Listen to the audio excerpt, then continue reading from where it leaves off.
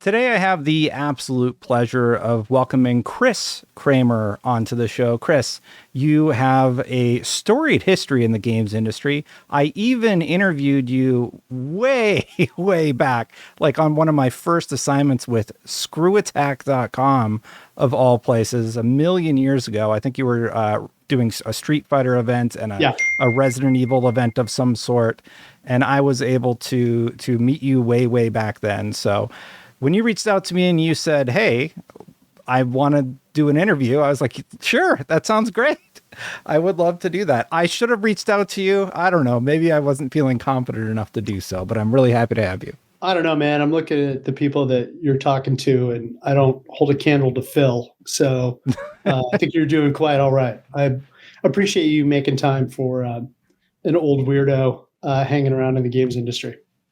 For those who don't know, I wouldn't say you're an old weirdo, but you've definitely held a lot of jobs. You said that you started way back as a games counselor at Capcom. What was the angriest phone call you ever got? Oh, man. We got a lot of angry phone calls. People would just be furious that they'd spent so much time like trying to defeat Dr. Wily. And they're like, it turns out I keep beating him, and he keeps turning into different things. And then I got to beat him over again. But I will tell you the absolute best call I ever got as a game counselor was a mother who called one afternoon, and she was kind of frantic on the phone. And she was like, my son, you have to talk to my son. You have to talk to my son. And I was like, lady, I'm 23 years old. I'm making $12 an hour. I don't know how I can. She's like, you have to talk to my son. He plays Street Fighter all day long, and he thinks Chun-Li is real, and he thinks Chun-Li is a real person. And you need to talk to him and put him on the phone. And I can hear like a teenage boy screaming in the background, Chun-Li is real. Chun-Li is real. And she's like, here, talk to the man. And she puts this 12-year-old on the phone, and he's like, Chun-Li is real. Chun-Li is real. I was like, look, I work for Capcom. I can tell you, Chun-Li is a character in a video game. She's not real. I'm glad you love her. She's awesome to play in Street Fighter, but it's not a real person. He's like, no, it's real. I'm like, look, she's not a real person. She's a video game character like Mario, like Sonic. She's no more real than either of them. And he was like, okay. That was your best phone call? No, it gets better. So you ruined all his dreams. Yeah, I know. Well, so I said, can I talk to your mom again? Put some mom back on the phone. I'm like, ma'am, I'm in my 20s. I don't have kids. I don't really know anything about raising kids, but I got to tell you right now, you need to turn off that Super Nintendo, and you need to send your son outside. He needs to go outside. He needs to be away from the TV. He needs to be away from the Nintendo for a little while. He's got to put the controller down and get out there. And she was like, okay, thank you. So that was by far one of my favorite phone calls, just because I was like, I'm in my early 20s and I'm giving parental advice to someone, complete stranger on the phone, because their son thinks that Chun-Li is a real person. Well, that's crazy. We don't even have phone lines that we can call into anymore, as near as I can tell. No, now you just you message an AI bot on some website, and eventually you talk to a real person. It's right? Another thing the internet has killed. After that, you told me that you went over to media. You actually worked in media for a little bit of time. You worked on the magazine Voodoo, the official 3DFX magazine from Dimension. And then you went over to Future, helped run Daily Radar, which would become Games Radar. And what was that like back in the day? Man, it was a lot of fun. And I had done PR for a couple of years. I managed to wiggle my way out of game counseling. There's only so long you can answer the phones and help people, with where they're stuck in DuckTales for the NES before you're like, I need to find something else to do. So I managed to sneak into PR and did that for a while. And then went to PlayStation briefly. and then went to 3DFX. And it was when I was at 3DFX, I was kind of getting a little burnout on PR, and I really loved hanging out with the media. I had a lot of good friends, and I was like, I want to give this a try.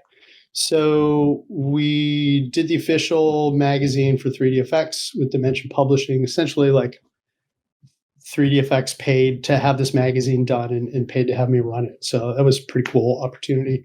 But then after the magazine folded, went to Imagine, where I was working alongside all these people who were kind of like my heroes on the media side when I was a PR guy. So I was working with like Frank O'Connor, who went on to be like the architect of the Halo series for years and years. John Newland, who is an amazing guy running the entertainment side. Aaron Loeb, who has had a huge career in game development since, just on and on and on. And then also people like Chris Charla, who was running several different magazines at that time, long before he jumped to Xbox and started the Indies at Xbox program. Tom Russo and Blake Fisher, who were running Next Gen, and just like really just some awesome people there. So it was fun. I call my time on the journalism side my summer vacation in my career, because it was 4 years of like just pure fun. Like it was still kind of late 90s, early 2000s video game. So there were a lot of like crazy junkets. Like I drove race cars more than once, and met a lot of weird celebrities and things like that. So it was a great time to be doing it. But towards the end, it was very clear that the .com crash was coming. And after about 3 months of having our sales team say they couldn't sell ads anymore, I was like, hey, I just bought a house. I just got married. I maybe need to go back into PR. And so that's when I moved back onto that side. Well, it's interesting to be talking to you right now. Games media many years ago, you were in it, and now we're seeing this consolidation time happening. Do you see any similarities to what happened then and what's happening today? What are your thoughts on it? I do. So when I first started doing PR was the dawn of the internet. So it was literally like I knew the guys who started GameSpot.com, who had all been print journalists, and were moving over to this new exciting thing called the World Wide Web. And it was pretty quickly obvious that being able to do daily postings, stuff that was happening on a regular cadence, was going to be more appealing to people than waiting every month for one magazine product. As much as I still love magazines, and I love my time working on them, but it was clear that the web was going to quickly replace what the primary form of getting the word out on video games was print, right? It was newspapers, it was magazines. And you could see the people who worked on the print side were really digging in their heels, and they're like, nah, we don't believe in this internet thing. These guys are all goons. It's going to go away. Print magazines are forever. The internet is transitory. The value of print is you can, frame it, put it on the wall and look at it till the end of time. And that really, that kind of attitude caused a lot of problems, right? There were a lot of people where you just kind of slowly watched print spiral out, and there were a lot of people who were sticking in and couldn't figure out that times were changing. And I think we're seeing that right now. I think we're seeing a lot of the games media on the website have not really been great in responding to what's been happening on Twitch and YouTube and TikTok. And so most people on the games media side want to stay with the kind of the platforms or the sites that they're used to. And we're seeing that getting crushed for a number of reasons. And the smart folks are, like yourself, like Greg and the Kind of Funny crew, everybody who's jumping out and starting a Substack or a newsletter. That seems to be this smarter thing to do at the moment. And it's also, what I like is that it's opening up voices more in games media. Yeah, I agree. Yeah, but so do you actually see that the websites like the GameSpots and such, are they on the way out? Are we seeing a reset? And on your side, because I'm bearing the lead a little bit. You're at Tencent currently. You work PR at Tencent. Mm-hmm. On your side, how are smaller influencers like me, mid-tier influencers, the big influencers, balanced with the old guard, the GameSpots, and the big websites? Yeah, I think I don't think GameSpot and IGN will never go away. They're very large platforms. IGN in particular has been smart about extending off IGN.com into YouTube, into TikTok, into like anything they can do. They got some smart people over there. They do. They really do. There's Pear and John are really great guys. Yeah. They're trying to stay ahead of it. So I think they're doing a pretty good job adjusting to it. The audience, the average audience for video games, I don't think interacts with anything that ends in .com as much anymore. The average audience, I think, for games is getting more stuff from, their favorite personalities, their favorite people on YouTube and on Twitch, folks like yourself, where people are like, I like the way this person talks about games and the way they talk to me about games and the games they cover and stuff like that.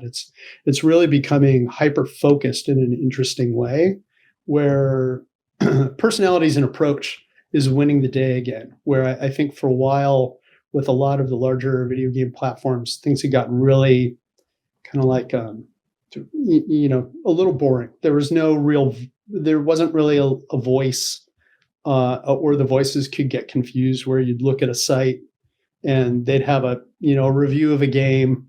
They'd be like, this game is a 9. And then the next day, someone else on the site would write a story saying like, this is the most overrated game I've ever played. And it's like, that's hard to, your audience is getting whiplash. Yeah. Yeah, I hear you on that. And then following up on the influencer angle, when you're doing a PR event, I think the last time we saw each other was for Grinding Gear Games, for Path of Exile, one of the Path of Exile events. Great game, by the way. I really like it. I know they're dealing with PR stuff right now with the latest update, but I trust Rogers and the team over there. They've really earned the community trust. Yeah, I mean, they're an amazing dev team, and they know exactly what they're doing and exactly what they're building. I've worked with a lot of dev teams over the years, and I've never seen developers so hyper focused and hyper aware of what they're doing. It's pretty fantastic. So when you're booking that out and having your team, reach out to people, what does the mix look like these days? How do you separate it? Do you just put everybody together now, or like how do you plan an event like that? Because they're big events. It's like 100 people, 200 people. You have dinner sometimes. You got the little snack cookies. Yeah, you got to keep people going. Yeah. Got to keep that blood sugar up. Can't just be clicking all day. You'll faint. How do you plan it? Yeah, more and more the emphasis is on reaching, the influencers, right? It's getting the people who are delivering the message on TikTok and YouTube and Twitch, and then outside of the US and on lots of other platforms as well. Because I think one of the other challenges we have from a media relations perspective is that so many of the kind of traditional games media, they've become so focused on SEO and so focused on metrics that it's really hard for them to champion games, like they did in the past. It's tough when your livelihood depends on Google sending you traffic, and so you got to keep those numbers up. And so the way you keep the numbers up is that you're like, okay, what's hitting? Okay, we wrote a story about Destiny yesterday. It did really well. Now we got to write 5 more stories about Destiny. And because they're now writing 5 stories about Destiny, they don't have time or staff left to cover like this clever indie game or something that's coming from a smaller dev team. So the what's happened is you've seen now in the games industry, we're on the communication side, we're spending more and more time kind of bringing in people on Twitch and YouTube and TikTok to make them part of the process, because they, in a lot of cases, they either have a large audience or they have an audience that is super focused on the type of game that you're putting out. And again, it's very similar to like in the early days of the internet, PR. When I was at PlayStation, we would do media days, and the first day would be for the print media.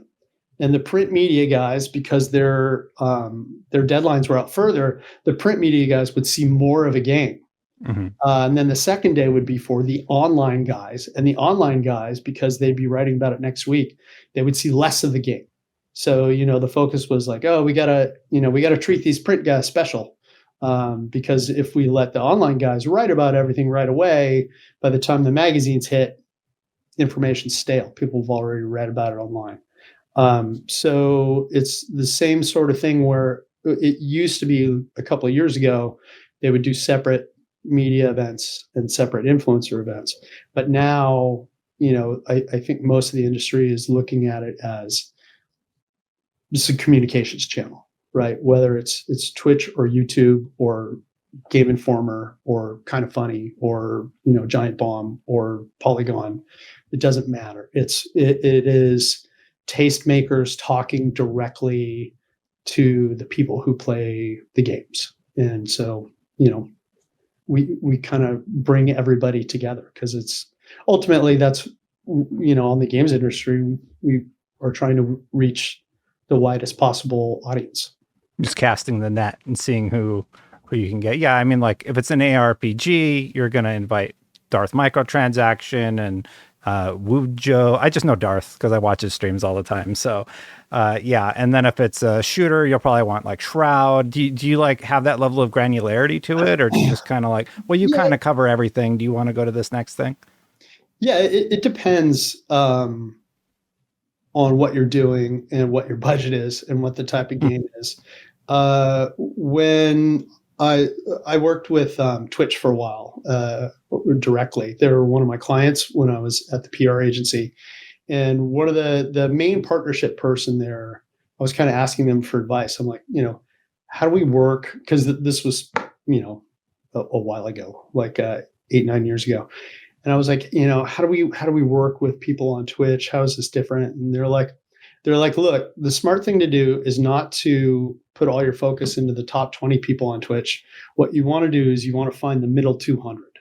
Mm-hmm. You want to, because the top 20 people on Twitch, they're going to be harder to work with. A lot of them are going to be looking for sponsorship dollars. You need to find the people in the middle who are building their audience and are experimenting and are trying new things. If you go to Shroud's going to want to play first-person shooters. Mm-hmm. And, you can go to Shroud and say, hey, I'd like you to play this type of game. And maybe he'll play it, but clearly his audience wants him to go back to shooters. So they'll follow along while he tries new things. But it's, do the eyeballs equate to people actually getting interested in the game, or are they just kind of like, we'll wait for our boy to get back to what we like, which is, first-person shooters. Yeah. And you brought up sponsorships. Can you pull back the curtain for the viewers about how does that work? You're reaching out to somebody about a sponsorship. Yeah. How does it work on the media side, and how does it work with the influencers?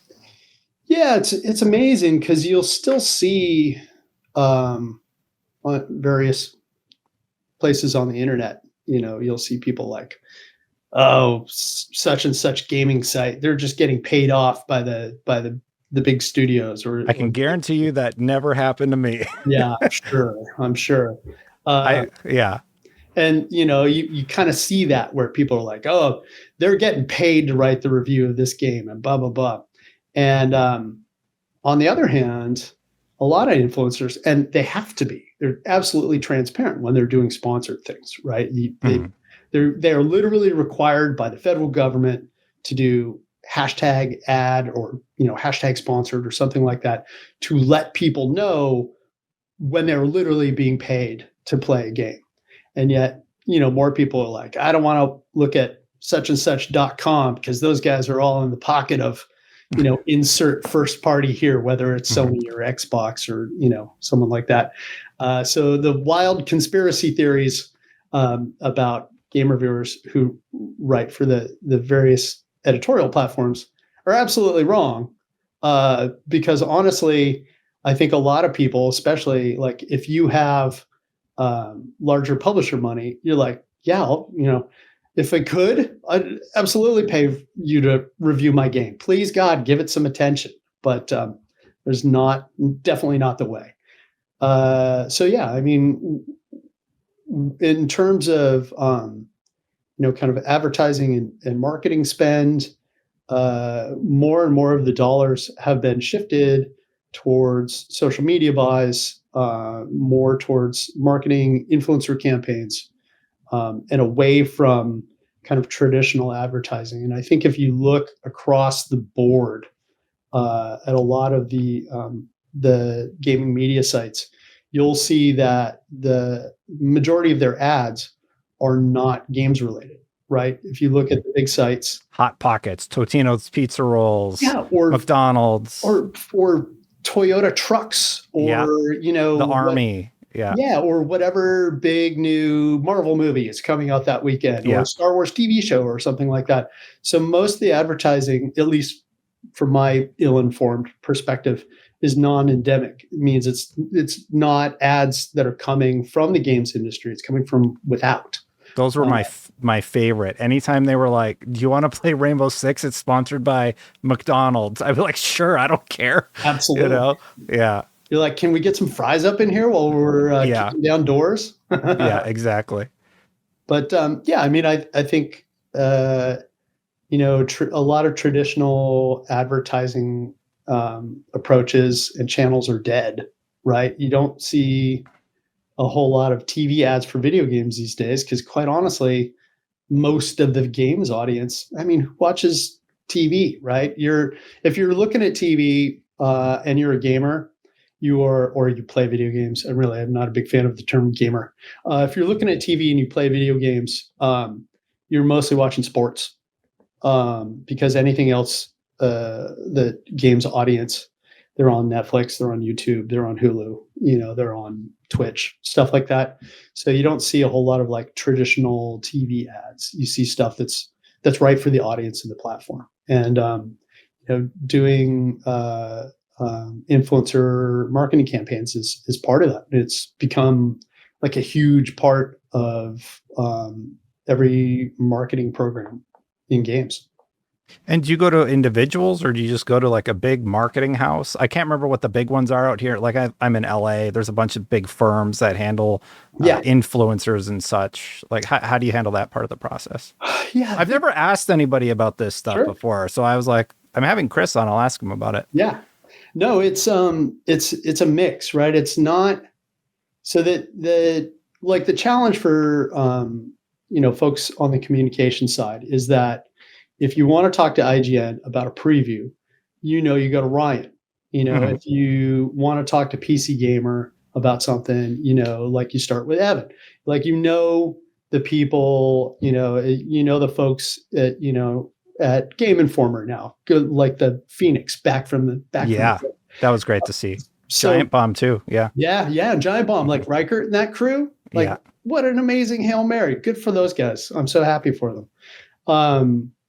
But going to like people on the influencer level is tough. I don't know if you've ever had to track down somebody on YouTube or Twitch, but like it's tricky. 50-50 if they have like an email address listed anywhere. So it's really there are a lot of media agencies and influencer agencies who specialize in helping publishers and developers get in contact, build programs, do all that stuff. There's too many to mention right now. One of my favorites, though, is a company called GameSite that's really good at helping video game companies put programs together and like match with the right people, so that you're not going to Shroud with like, here's an amazing point and click puzzle game. Yeah. So it's tough because like I was saying, you kind of, on the comp side, you know who the people are at the major outlets, but the influencer seas are ever shifting. So you're never really sure, like from one day to the next, you're like, hey, there might be somebody who just explodes on Twitch or YouTube, and you don't know about it, right? So you've got to, it's constant, learning. And it's good that there are people out there who can help navigate that. I'm curious. So we're talking about influencers and media online. There'll be like a big drama situation. It feels like every week about whatever game there's drama. Like Bungie's going through a big thing today. There's an art issue with their stuff. Do you think, or have you seen that any of those situations actually have a negative effect on the release of a product?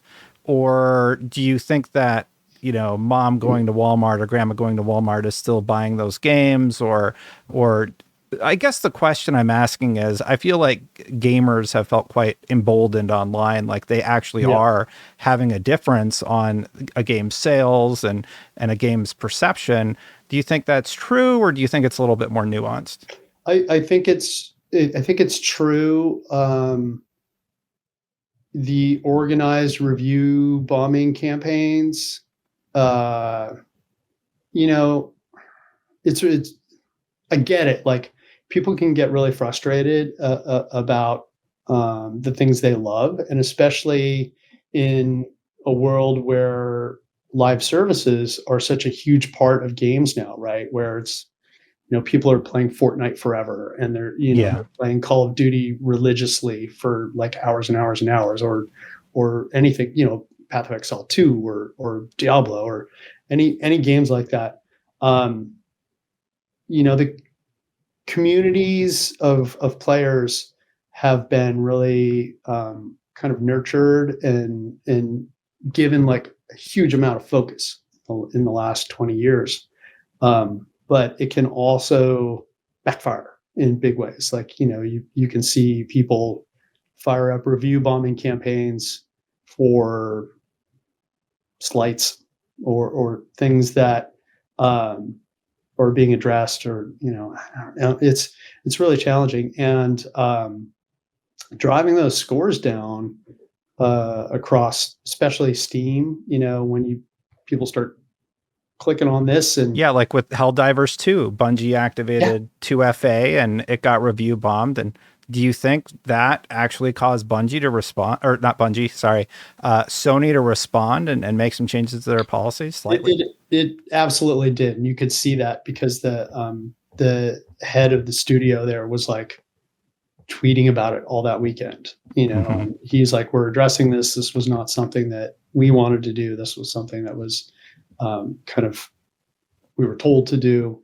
And, people get very concerned about their scores. Their user review scores on Steam are really important for a number of reasons. So when those things happen, it can be very detrimental to a lot of people's jobs. So it's sort of a double-edged sword. You can have a Claire Obscure Expedition 33, word of mouth explodes, everybody's loving it, tons of reviews on Steam, and you can have a situation like the one that I mentioned. I'm curious I'm sure you've run into a situation like that where the community gets mad. I know Path of Exile 2. I think it's how they handle their situations. And I just bring it up because I know they're partnered with Tencent, and that's how we spoke recently. But I think they're just a masterclass in how you handle a situation like that. Hey, we're listening. Here's what we're doing to address it. Here's why we addressed it that way. Here's what's happened, and here's what we're doing. But beyond that, what do you do when, I'll call it crisis mode, when a crisis mode situation arises? Like, what's your plan of action? Yeah, I'm lucky because I spent several years working at Sony Online Entertainment. So were you there during the hack? That I think that was right after I left. Okay, but so you're like, phew. Yeah, that was not my problem. That was all the people I left behind had to do. Oh my goodness. But I was there for several EverQuest expansion launches. I was there for the launch of EverQuest 2,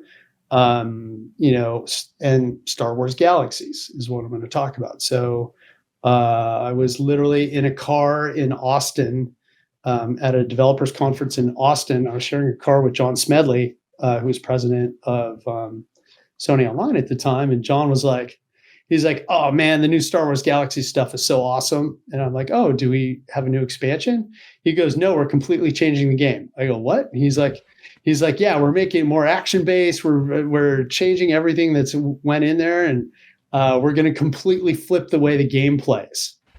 And I was like, "Oh, so are we starting new servers?" He's like, "No, absolutely not.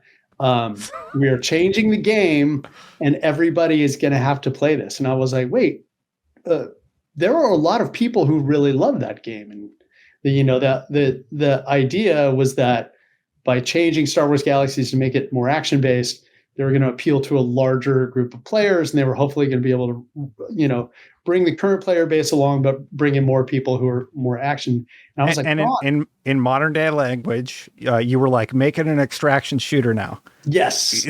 Yes, exactly. Or exactly. Make it like Fortnite. Put more dances in. Yeah. And I was like, "Well, John, I think there are a lot of people who are playing this game who aren't going to be happy." He's like, "No, it's fine. It's so good. They're going to love it."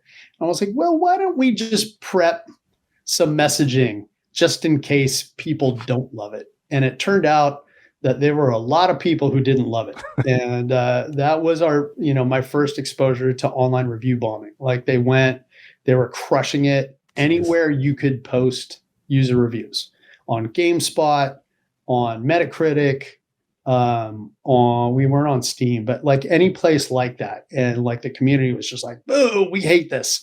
And, so we spent a lot of time like going, we better be a little bit more clear about why we're doing this and what's going to happen. Here's the process and stuff like that.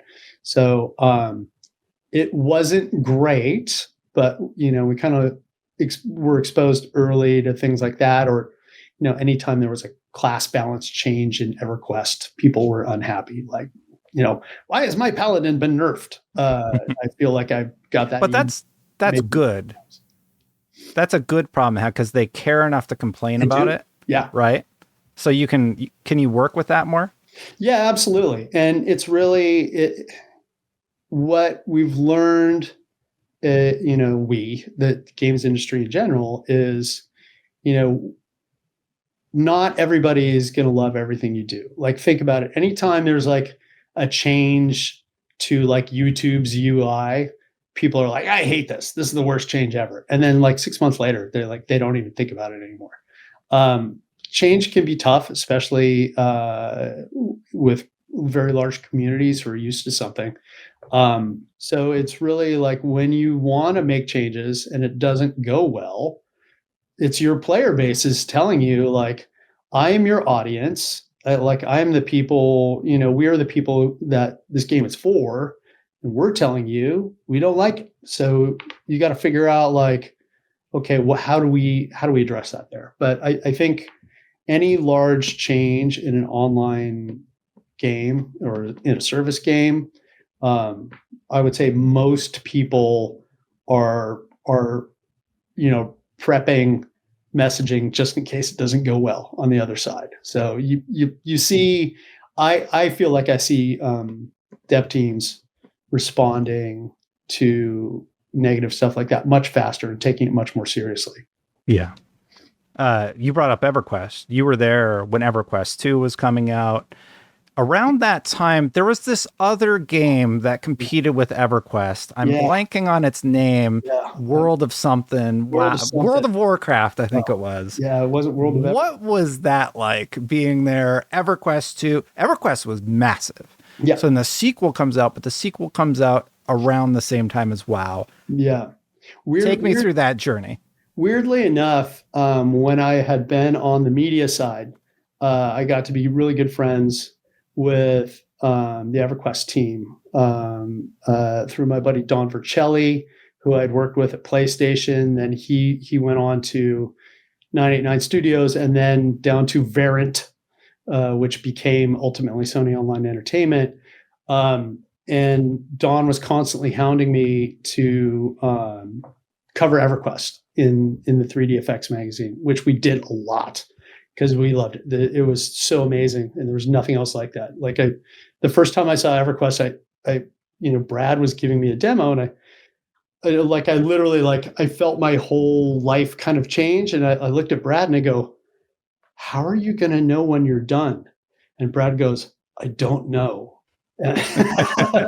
But yeah, so I actually ended up, I wrote the manual for the original EverQuest and Wow. wrote the original strategy guide back in 99 or no, 96, whenever that was. But yeah, so going to Sony Online and working on the campaign for EverQuest 2 was amazing.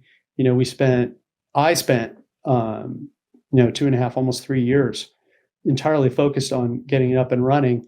And then WoW literally plowed into us. Like the word kind of started getting out on WoW, like maybe less than a year before we launched EQ2. And it was like, uh-oh, these Blizzard guys, they know what they're doing. And then I believe the two games launched less than a week apart. Oh, wow. I think EQ2 came out on one Tuesday, and then WoW launched the next Tuesday. And EQ2 had a pretty good launch, and everybody was excited. And then WoW came out the next week, and we're like, uh-oh. Yeah, and that was really tough because all the guys who worked on WoW, the original team who worked on WoW, they acknowledged, they're like, we were huge EverQuest fans, and we just wanted to make a more friendly and a more Blizzard style EverQuest. And God damn, they sure did that. So. Yeah. Yeah. Jason Schreier's book goes into great detail about the many long hours they would play the original EverQuest, and they would take notes and they look to it for inspiration. So it's just a cool story, a moment in time in the past that I thought it'd be cool to hear your perspective on. Yeah, it was interesting because I knew the woman who ran the communications department for Blizzard at that point in time. She and I had been friends. I got to know her when I was on the media side. And so I called her up when EverQuest 2 was in beta and WoW was in beta. And I was like, hey, Lisa, I'll trade you 6 keys for EQ2 if you get me 6 keys for WoW. And this is when not a whole lot of people were playing. And so she's like, okay, we did it. We kind of did it behind the scenes.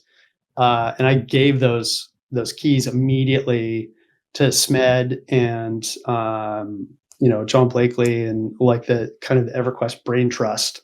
And those guys were they spent all weekend in the first WoW beta, and they came in on Monday, and nobody was smiling on that Monday. People weren't really happy. Yeah, that's rough to hear. Did you make any changes though? Were you able to implement anything because they did launch so close? They had their whole design laid out, and then they get into this beta. They're like, do we need to change anything? Or there were certain aspects of EQ2 that were moving in the same direction that WoW was. Right. The idea with EQ2 was we wanted to make it slightly less punishing. I don't know how much time you spent with the original EverQuest, but XP loss and corpse runs in EverQuest were as a player were the worst thing in the world. I remember playing EverQuest in early days, and you would have a bad night and you would blow it and you die on, in Blackborough, and your corpse would be at the bottom and you'd have to run naked all the way down there, and then you'd die over and over and over again. And on a bad night, you could lose like 2 or 3 levels that had taken you, like a week or two to build up. And man, that was so already with EQ2, we're like, okay, we're going to get away from that. We're going to make things a little bit more user friendly. And the WoW guys really nailed taking the best parts of the MMO experience and kind of eliminating some of the really punishing aspects of it. So there was kind of crossover and intent, but Blizzard took it in a far more casual direction than the EverQuest team was comfortable in going. You've had such a storied career. There's so many different things that we could talk about. We could talk about the original Resident Evil and all the cool projects you've worked on, like getting your dog tags in Metal Gear 2. I got your dog tags in Metal Gear 2. I did all of that. But I do have to ask you about Tencent. So it's 2025. You're now at Tencent. You are global. I didn't write it down. Global marketing something. I'm head of North American communications for Level Infinite Tencent Games. It is a very fancy title. It's fancy title. What that means is I get to talk to people like you about our video games. So ultimately, at the end of the day, what I do every day is I'm talking to people about games, which is, the title may sound fancy, but the job is still something I love doing. That's great. Maybe you can talk to me a little bit about your newest partner, Ubisoft, and how you're going to be tackling first-party games. Yeah, I really wish I could, but that, everything, there hasn't been much made public on that, and not only to the rest of the world, but also within the company. So, I know at this point exactly as much as you do, because it's a very important deal, and it's kind of a big thing, and it's still evolving. Tencent had already had some investment with Ubi, but Tencent over the last 20 years has made investments in all sorts of places. Like I don't think FromSoft. But even like Tencent has an investment in Nintendo. Tencent had an investment in Activision. So Tencent's been very smart over the last 20 years and has been really selective in studios and developers that it's gotten involved in. And you're kind of seeing a lot of that pay off now. Obviously, the Tencent approach with things like Riot, Supercell, and Epic, that is like a whole nother level. But Tencent is now like doing a lot of things in helping, projects at all different levels, whether it's, helping publish a game globally from smaller teams in different regions, or whether it's, investing directly in smaller, kind of indie projects. I guess, I'm not a big fan of the term AAA, but that's AAA. I hadn't heard that one. Yeah, AAA. It's the indie teams where it's somewhere between 1 and 100 people, and it's definitely not 300 people making a $750 million game. It's the stuff where it's high quality games coming from teams that are 30 people, 50 people, somewhere in there. There's so much interesting stuff coming out of that level right now. Like, most of the games that I find myself drawn to, just as someone who plays games, tend to be coming at that level. Like even like Clair Obscur, everyone's excited about that game now. Their team is like a little over 50 people, I believe. Is it 50? I thought it was like 30. It's very low. Yeah. I think it's closer to 50 is what I've heard from people in the know. But still 30 to 50 people, that's pretty insane that you can make a game that is that big and is blowing up at the same level that like Assassin's Creed Shadows was blowing up. And, Assassin's Creed Shadows had hundreds of people working on it, right? So it's, kind of what I love about games is that you're never sure whether the next big blockbuster is going to be a God of War that cost hundreds of millions to make in several years, or if it's going to be Schedule One, one dude cranking away, or Lethal Company, same thing. A guy in his 20s who came up making games on Roblox. So it's a weird world right now in games. Well, you clarified you don't know much about the Ubisoft deal, but reading the news, what's your reaction to potentially getting to work with some of the best single player franchises on the market? Assassin's Creed, Splinter Cell come to mind right away. And in the multiplayer space, Rainbow Six Siege is massive. Like, you're a gamer. You got to be excited about that. I personally, I love all of those things. I've sunk a lot of hours into Shadows already this year. I'm a huge fan of the Assassin's Creed series, going all the way back to the first one. Rainbow Six gets a lot of play in my house. It's a good game. I've got my son is in his 20s and he kind of lives in the first person competitive space. So there's a lot of Rainbow Six and a lot of Call of Duty yelling that happens in this exact same room when I'm not on with you. But I'm not sure. I don't have any visibility. I think just as a fan of what Ubi's been doing, like I love their games. I don't know if I'll ever be involved in it. Ubi's got a lot of really great people who don't necessarily need help from Kramer. But I look forward to seeing what comes out of this. Well, sticking on the topic of game development and games, I am sort of curious, what in the world is going on with Western games costing $200 to $300 million to make, and companies like Grinding Gear Games laughing when I bring up the idea that it cost $100 million to make Path of Exile 2 or Kingdom Come Deliverance 2, which is saying, 41 million is pretty close to what we paid. Why is there this vast discrepancy in cost? Well, things are really expensive here in the good old US of A. Basic job salaries are higher here. Cost of living is higher here in comparison to lots of other spots on the globe. And I think when the focus gets put on things like, hey, the last Call of Duty cost $750 million to develop. There's a lot of conjecture about GTA 6 and is that the first $1 billion game? Things like that. When you get, is it? Do you know the number?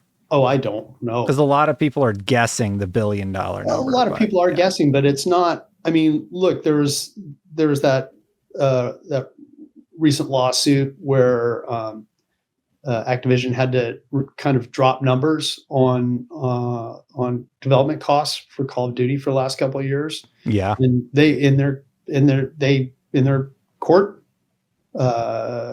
disclosures, they said that the latest Call of Duty was $750 million to make. It's crazy. Which is great because they go on and they sell tens of millions of copies of that game, right? So, and the same thing, with GTA 6, a lot of people are going to buy that game. So I'm going to.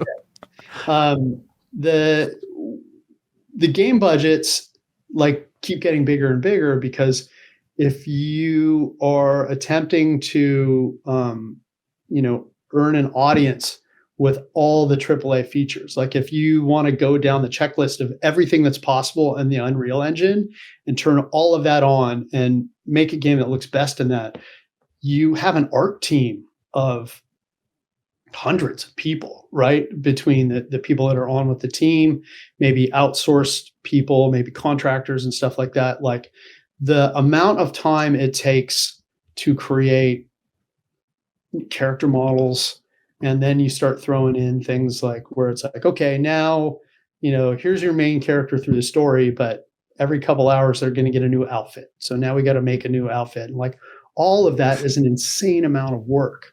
Level designers, programmers, engineers, everything on the network side. Like with the AAA games, the power of what you can do, with a GeForce GPU, or on your PlayStation 5 or on your Xbox Series X. That's the big one, right? I always get confused with the designations. Yeah. But if you are a big everything's an Xbox, don't forget. Yeah, everything's. Yeah. I think I'm an Xbox now. Actually. Yeah. But it's just the scope and the scale is intense. Like when you go see Thunderbolts, right? Yeah. And at the end, you're waiting for the stinger that Marvel always puts in every movie. You got to sit through those credits, and you watch and you see like these CG houses that are, in the US. They're doing a lot of stuff in Southeast Asia. They're doing a lot of stuff in Eastern Europe. There are hundreds and hundreds and hundreds of people. They'll have the name of the CG house, and there are just like hundreds of people, like in a block of text.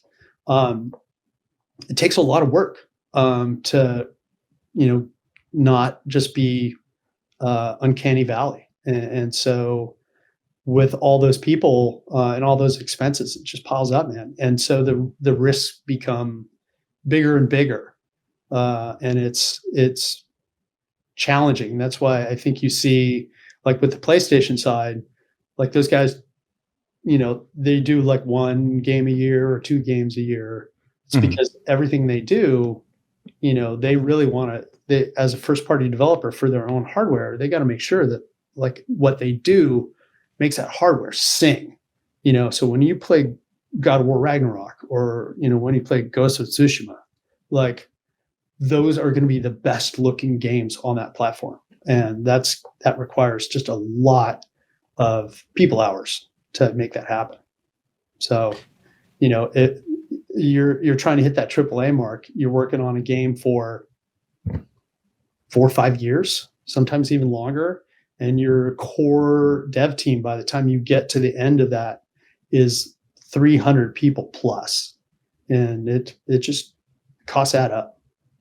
Well, I got to ask you, do you think a lot of people have highlighted that, during COVID, there was overhiring. So now we have to do layoffs, and now there's this whole return to office. And then you're seeing these news reports. Oh, now they have to do soft layoffs at somewhere like EA, as an example. Do you think there's truth to that when Clair Obscur can be made with, as you said, 50 people, or Schedule 1 can be made with 1 person? And then in the US, it's like 1,000 people working on some of the bigger games, and their budget's much, much larger. Or a better example might be Diablo versus Path of Exile. What do you think's what? I'm not trying to get to the question, but I think you get what I'm getting at. No, I get what you're saying exactly. And I think it comes down to intent and goals, right? So Kevin Smith made Clerks for, he maxed out like 3 credit cards to make Clerks. And that's a movie we still talk about 30 plus years later, right? We were talking about Marvel movies. Those Marvel movies, they cost hundreds of millions of dollars to make. Like even when you look at like Andor, like season 2, that was not a cheap show to make. Even though they're doing a lot of virtual sets and stuff, Lord, that show looks beautiful, and there's tons of extras. They're doing a lot of physical shoots there. It's funny you bring that up, because you said Thunderbolts earlier, and it had the smallest budget, and it was one of the best received movies, and it's doing well in terms of cost and profit, right? Yeah. So I have to wonder, I have to pressure you on this a little bit. Do you think that constraint is actually creating more pure experiences or better experiences for the player at the end of the day, or the viewer in the case of Thunderbolts? I think there are different options and opportunities. Like, I really liked Assassin's Creed Shadows. But here's a perfect example. So Doom just came out yesterday, right? I like that a lot. Yeah. Yes, it's super fun. Like, that is the type of game that Kramer likes. Kramer likes a game where you go fast and you make things explode. That's my favorite type of game.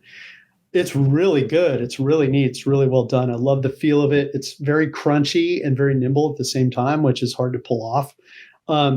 But at the same time, what I was actually enjoying right before Doom is this game called Dead Zone Rogue. It's done by a team of, I think, 20 people out of Atlanta, Georgia. They're former Hi-Rez guys. And it does not look like Doom, right? It does not have the same visual fidelity. It does not have the same like crazy overarching story and all this stuff. But what they've done is they've nailed a really compelling game loop. And they have like a really strong art style in a way that is not taxing, an art team of 150 people for 3 years. So I really love both of these games, which have at its core very similar experience, right? They're both first-person shooters where you spend time leveling up to make your character better, stronger, faster.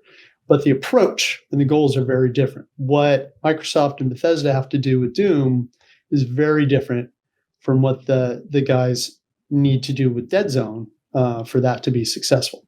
So I like the occasional weird indie movie and weird indie comedy, but I also love when the Avengers get together and they punch 9 kinds of hell out of the bad guys. There's room for both forms of entertainment. I think, like I was saying earlier, I think a lot of the really creative stuff that's happening right now is coming in that kind of that triple I space where it is. And I think Clair Obscur is, even though no one really can define what that means, I think that project is a perfect example of what that means, or something like Splitgate, things like Palworld, I guess would be an example. Yes. Yeah.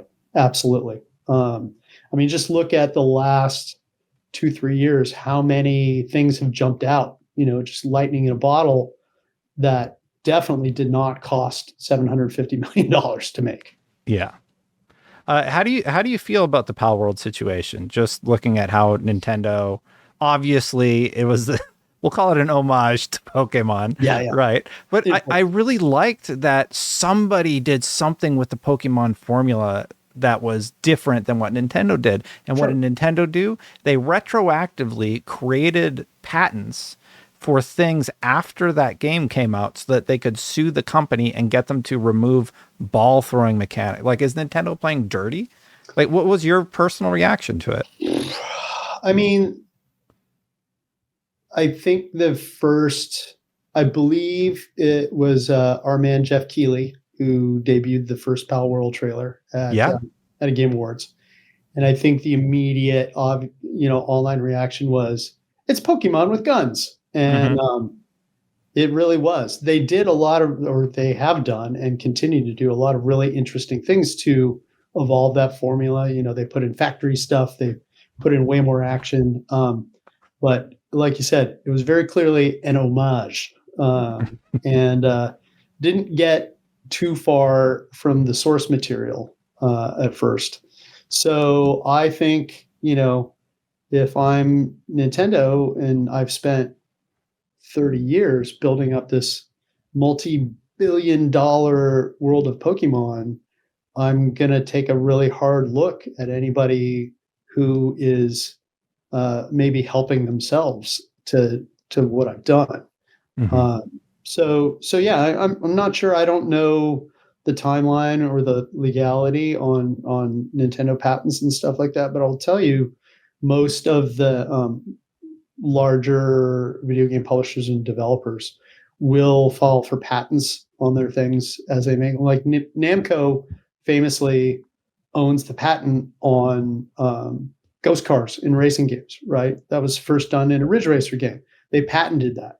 So every racing game that's come along after that, where you're racing against your own ghost, that is a patent that Namco owns. And it's, is that right? Is that wrong? I don't know. Do they get litigious? How does that work? Is there a license fee paid from Gran Turismo? I believe there's licensing that happens there. But they created something new and they patented it. And there's a lot of that. You see that when people come up with something clever, they want to make sure that they're protecting the time and effort and the investment they've made into creating something clever. I get that. It is frustrating when somebody like WB patents the Nemesis system and then nobody can ever use it again, though. Yeah. But I hear you on that, actually. Yes. Yeah. I think I'm guessing that situation will get resolved. That's money. Yeah. Yeah. That Nemesis system in that game was so amazing, so clever, that I'm sure that will end up living on. I'm curious, do you think we're seeing, and we've talked a lot about, you call it AAA, I call it AA, maybe that's a different standardization, but do you think we're seeing a new age of AA and a smarter AAA? Things like the Elder Scrolls remake coming out from Microsoft, Doom, which is a shorter game, but it felt pretty tight, at least in the Doom Slayer levels. In my opinion, I really enjoyed it. Yeah. Do you think game companies are being smarter, and do you think we're going to see a lot of AA successes?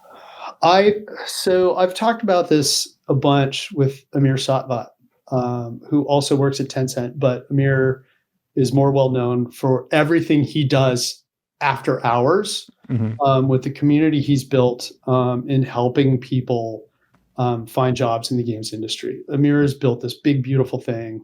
He was highlighted on the Game Awards with Keeley, right? Yes. Yeah. It was, it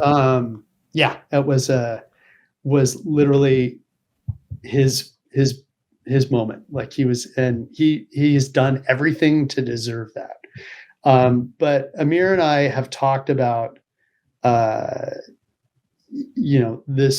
this very kind of thing. It's like, my hope is that with the huge amount of jobs that have been lost in the last 3 years, 30,000 plus and counting, I think a lot of those people are still going to want to continue to make video games. I don't think they're all just going to vanish and go off and do other things.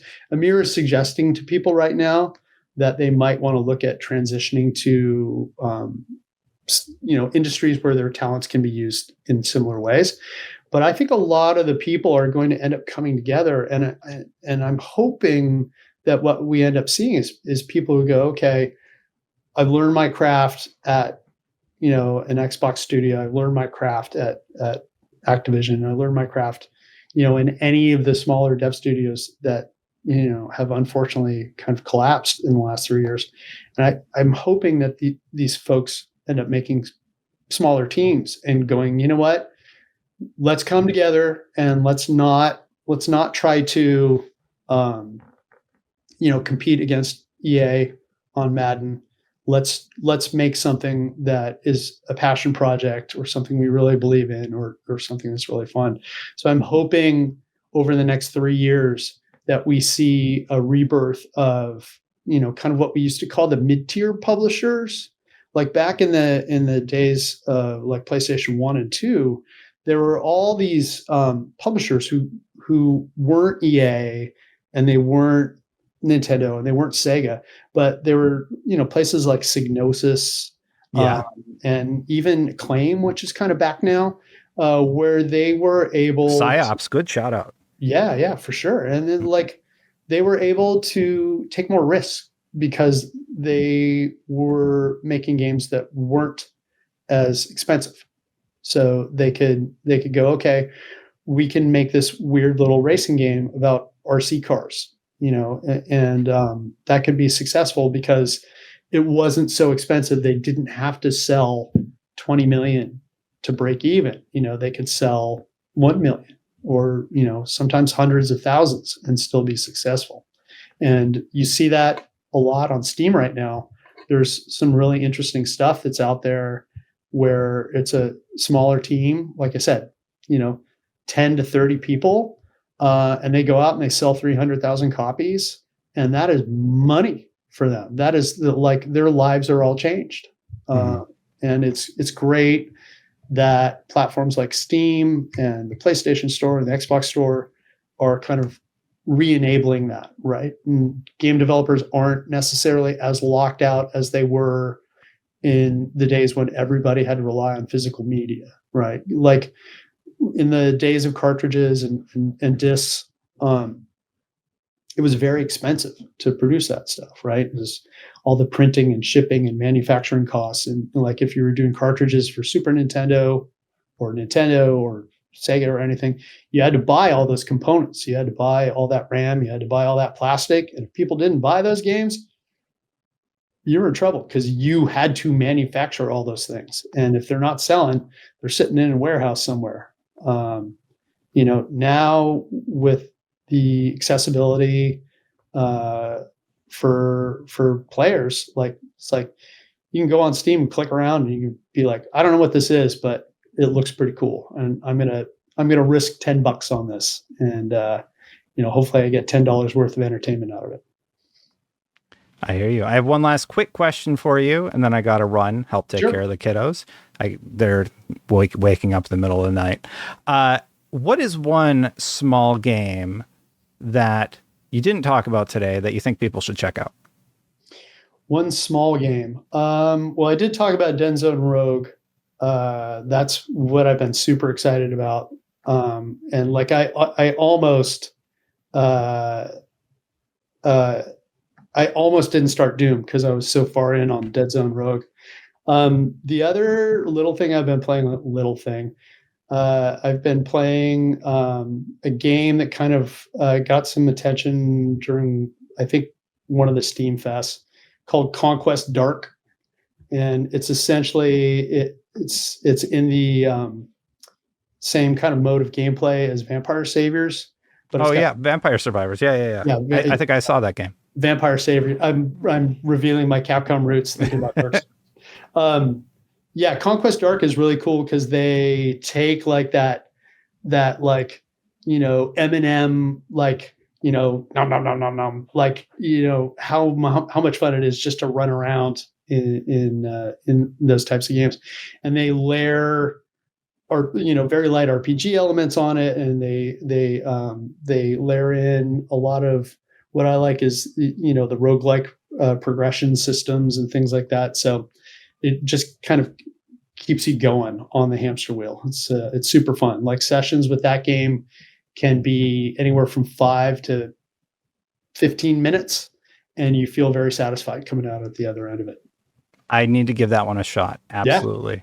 Yeah, and I think it's very affordably priced as well. Chris, thank you so much for making the time. I really do appreciate chatting with you today. Yeah, thanks, Dustin. It was great catching up with you, and hopefully I will see you at Summer Game Fest in a couple weeks. You will.